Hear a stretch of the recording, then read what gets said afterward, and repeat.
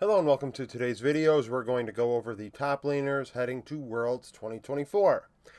This is going to be stats, ranking, then 1 through 20, as well as going over some champion pool stuff, so stay tuned to the end. But first and foremost, let's do the stats. These are based off of playoffs, season finals, regional finals in addition to playoffs if it's the LCK and LPL. So 14, 15, 14, 16, the patches. And that does maybe play a difference in how these stats accumulate, so keep that in mind. A lot of these stats I kind of form myself, like KDA is where assist count is half if you're new to the channel. Return on investment is damage divided by gold. Share percentage is the difference in share percentage, gold damage share relative to gold share, so damage minus gold. And to see who's giving the most back to their team in terms of share. Vision efficiency, vision score divided by wards placed, and then we have gold difference, solo kills on a per game basis, and champions played on a per game basis. So, in the case of KDA, our three highest are Kiea of GAM Esports, and last year we saw, not actually, maybe even last year, but MSI, we saw Kiea come in with great stats, and once again, he does lead the way in a couple of them. 3.5 KDA is the best. Wiser for Pain Gaming, 3.3. And then Bin. And that's significant. Bin is third in KDA at 3.1 in the LPL. And that is obviously an elite region, a very competitive region. And that just goes to show how well Bin's playing. Lower end of things, Breathe of Weibo, 1.3. Sniper, 1.2. And Nanu, 1 for Viking Esports. So Sniper and Nanu, two very young players, rookie players, and Breathe, who, is just dying a lot for Weibo in what is the largest sample size of 28 games played in the playoffs. CS per minute, Bin, 9.1, the only player above 9 on the board. Very strong, high resource player. No surprise, 8.8 for Zika and 8.8 for Mirwin of Mad Lions Koi. And we went over him a bit yesterday, and we're going to continue to discuss him today. I believe I've been a Mirwin supporter for a little while now. Well, not a little while, probably a year now if we look back at the prospect videos. And he's done his job. 3 lower ends, so low CS. Impact, 7 for Team Liquid. Sniper, 6.8, and Evie of Soft... I keep messing... I want to say Soft Talk. SoftBank Hawks Gaming, formerly of Heretics. Detonation Focus Me. We've seen him play many games at Worlds and always does pack a punch. He's very aggressive, and we'll see that in the stats as well. So lower end of things, lower resource, giving it away. Sniper as well. Kill participation. Who's the most involved? Well, Keen of Gen G, 63.5%. So more than 3 out of every 5 kills, he is involved with Gen G in getting those kills. Kingen, not actually Zeus, 61.8. So T1 fighting around Zeus as well, 3 out of every 5 kills. Kiea of GAM Esports, the highest, 63.9%, almost 2 out of every 3 kills. GAM Esports has him involved. His fingerprints are on those deaths of the opposition. The 3 players that are involved in less than half of their team's kills. Bin and 369, 46 and 46.6%, respectively. Very low KPs. The team is fighting away from them. Maybe solo dolo. Maybe the 2v2s are getting involved in their own way. Things of that nature. If you watch and look at the team preview videos, you'll see how those kill participations actually shake out. But those players not as involved in their team's kills, creating pressure elsewhere. And then we have Sniper, who's literally at 41.9%. So low resources and also on an island. So he's not fighting and is on an island. Young player. That's kind of how I look at that. Damage divided by gold. Who is packing the biggest punch relative to the gold they're receiving outright? Evie and Summit both, 1.97. And that's something to think about because Evie has a very low CS per minute. So he's got low gold input. So to put out damage is not quite as significant as maybe Summit's 1.97 because Summit is taking in a lot more gold frankly, just from farm in and of itself. Another high return on investment, Mirwin, 1.65. Look at the drop off there. That's significant. 0.3 is a big difference between the two. Lower end, we have Sniper, 1.15. Not a surprise. Low kill participation. So, despite having low CS per minute, low kill participation also tells us if he's not involved in getting kills and things like that, then he's probably not dealing damage. 369, 1.06, and Doran, 1.07. Weak side players playing facilitators, tankier champions, and that's going to happen. Share percentage. Who is giving their team the most back in damage? So gold share, how much of the resources are going to a player, damage share, how much the player deals in damage. And that is a carry-oriented stat. However, I do want to say, facilitators maybe don't invest as much gold into a facilitator. Frontline, are the item spikes, do the item spikes make sense? Are we investing that much gold into defensive stats, things of that nature? And with top lane, it is a mixed bag. We do have top laners that are going to just kind of hedge more towards a facilitator or tankier mindset given the role. But those that are the most efficient, Mirwin, 4.9% more damage than he receives in gold. That's a big deal. We went over it yesterday in the Outliers video. Evie, 3.2%. Low resources. He's not getting a lot of gold, not getting a lot of farm, but is packing a punch. And then Summit of Rainbow 7, 3.3%. So he is a carry on his team. It's not a surprise to see a MVP of a major region go to a minor region and probably dominate his role.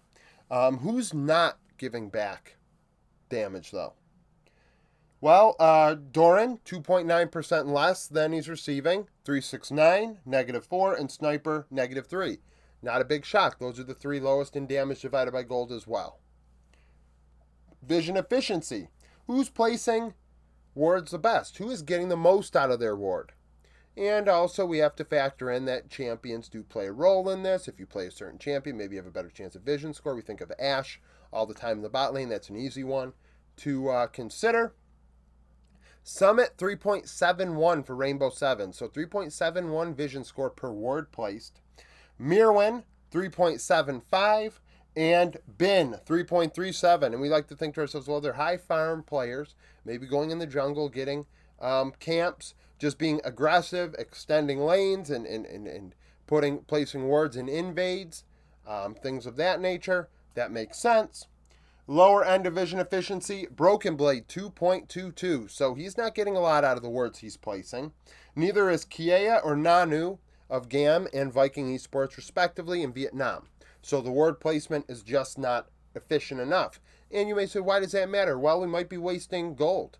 Or simply just not placing wards where we should be. That it just doesn't make sense.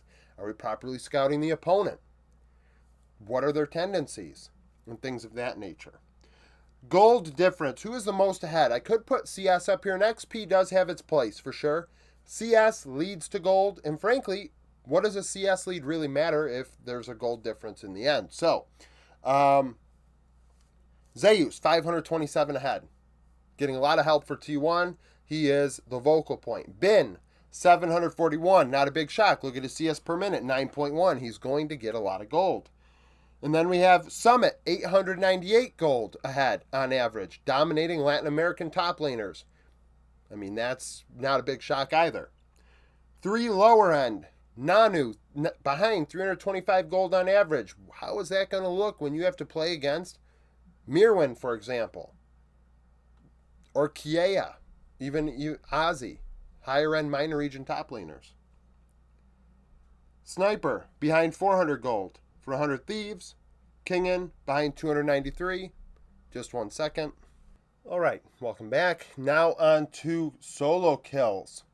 The 3 highest in solo kills per game played: Evie, Kiea, and Impact. So, Kiea of GAM Esports had 10 solo kills in 11 games. And you'd be like, oh, that's a minor region and this and that. And it's like, yeah, it is. But Vietnam also tends to be a very aggressive region. playing very, in my opinion, my favorite version of League of Legends, which I consider to be just like do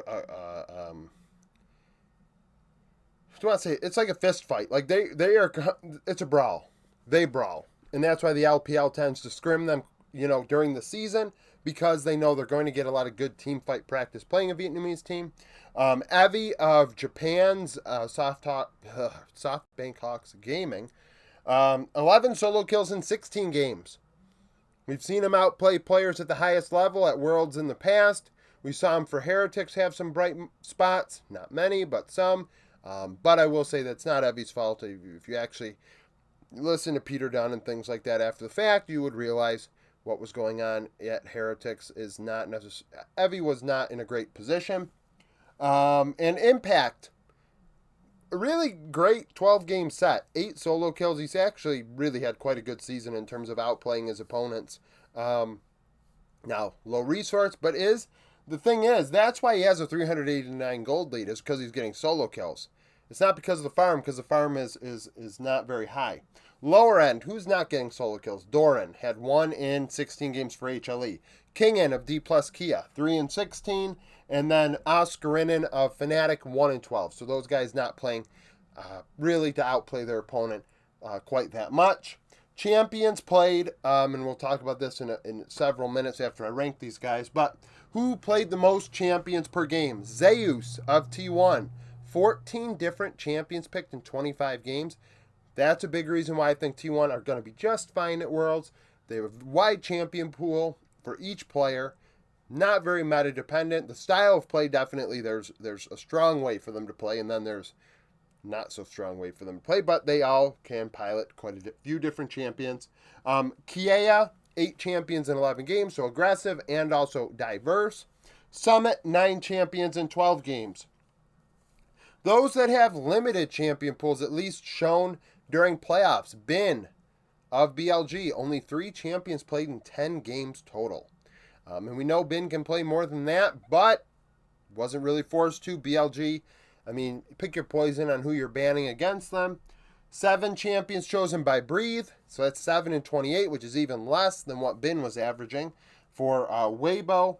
And then 5 in 18 for Sniper of 100 Thieves. So not only is he he's dying a lot, not a lot of resources, not very involved.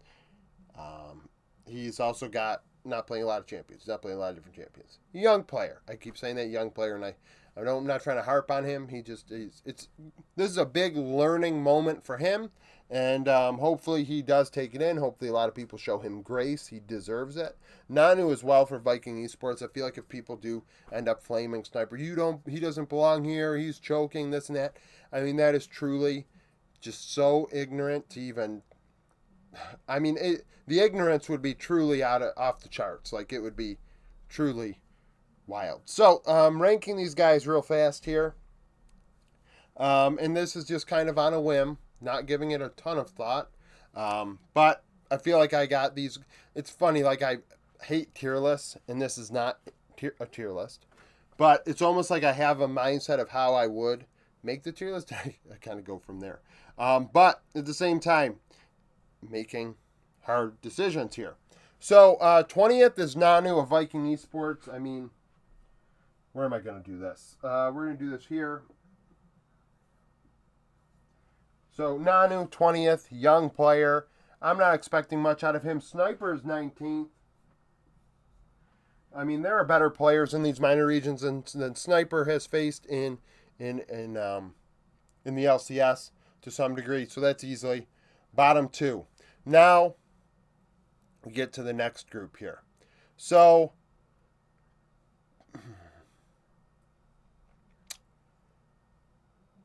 we're going to go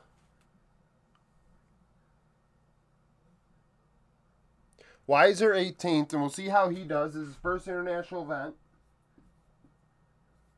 Evie 17th. Okay? So, Evie, like I said, world class, can play at a high level, and at the same time, there's a decent. It's funny, there aren't a lot of terrible top laners at this tournament, despite what my Discord might say and other people might say about, oh, well, look at how many bad players there are. there are only 45 Tier 1 teams. There are only, probably 35 or so more minor region teams, then we're looking at 80 teams. If a player is in the upper half of those 80 players, they're not bad. That's not how, we're relative, like, we got to make statements that actually make sense here. We can't just be saying things out of our ass and think that it should be taken at face value. I mean, that's, almost like you're required to explain, why you're so out of pocket and think that it's acceptable. Now, next we have Oscar in 16th. Oscar has played well at times. I am a supporter of Oscar. I think he's a good player, but going into this event, I think that there's a lot of good top laners here. After that, we have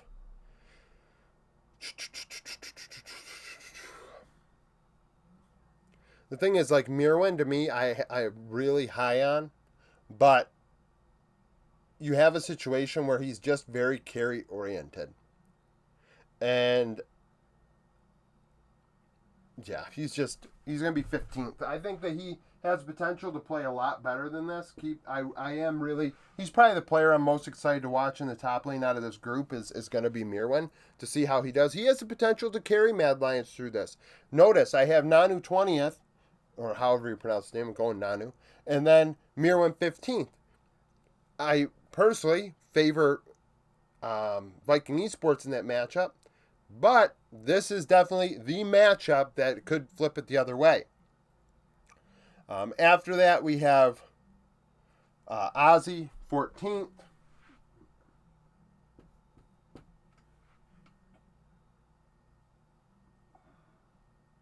Kiea 13th. I don't like putting all the minor region players together and then like mixing in Western teams and making it seem like, oh, well, Western teams, minor region. But it's kind of how it's just turning out. Ozzy and Kiea are solid world-class players, but in the end, I don't think that they're quite at the level of these top-tier players here. So we have Kiea 13th. I'm going to go Breathe 12th.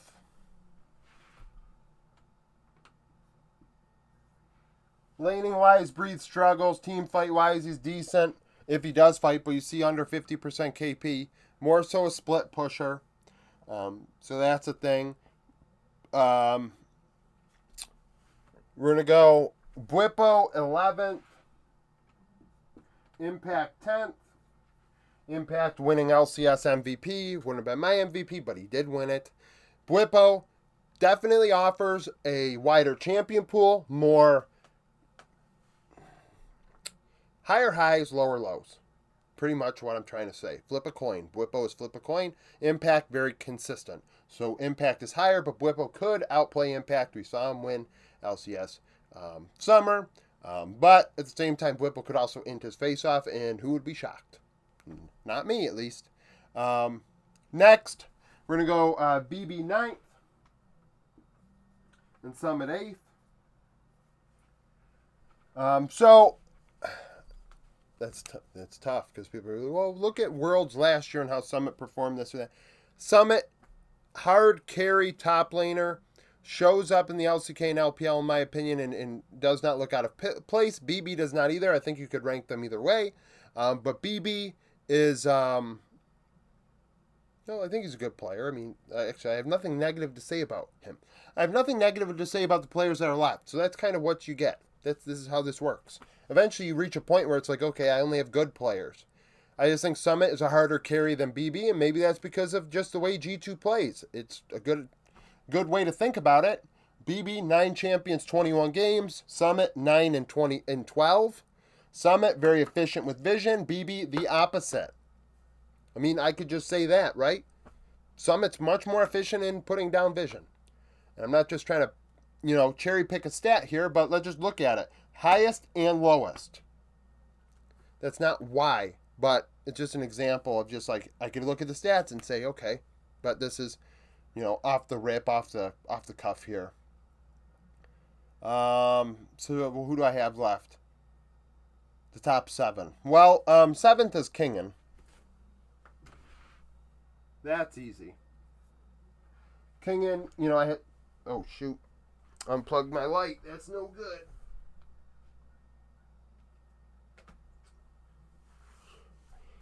Okay, so Kingen, Aatrox, OTP.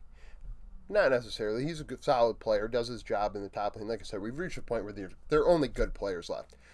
So, seventh, had somebody on my YouTube video give me a big spiel about D plus in every position, but also said that King was the second coming of Nuguri. I skipped the rest. So, King in seventh. Sixth is Zika. Zika can play a hard carry role. We see that 8.8. We see the 1.36. 57, very involved, doing his job. But all around, not quite this top 5. Doran, 5th. Pretty easy 5th place. Weak side King. People call him a choker. I think that is showing, their... he does not play out of character at Worlds. He doesn't. He shows up. He does his job. It is what it is. Once you reach a high point, these players are just that good. And you say to yourself going into it, well, he chokes in semifinals. And it's like, okay, well, we have 4 teams left. They're the 4 best, at least on that patch. Doran is top 5 in the world. So theoretically, he could be 4th of the 4 because there are 4 teams left, and it'd still be within reason. If he's losing to a player a lot worse than him, uncharacteristically, sure. But I feel like a lot of people just say, he lost, I think he should win, so he choked. And it's like, I think that's just kind of like you just like hearing yourself say that somebody might have choked. I don't know. It's cringe. Top 4, Zeus 4th. I will say I love the champion pool. I can't emphasize enough. 14 champions, 25 games. I love it. And this isn't to say that Zeus is 4th in my top 5s, but right now he's 4th going into this, looking at the stats and just thinking about how he's been playing League of Legends. Keen 3rd.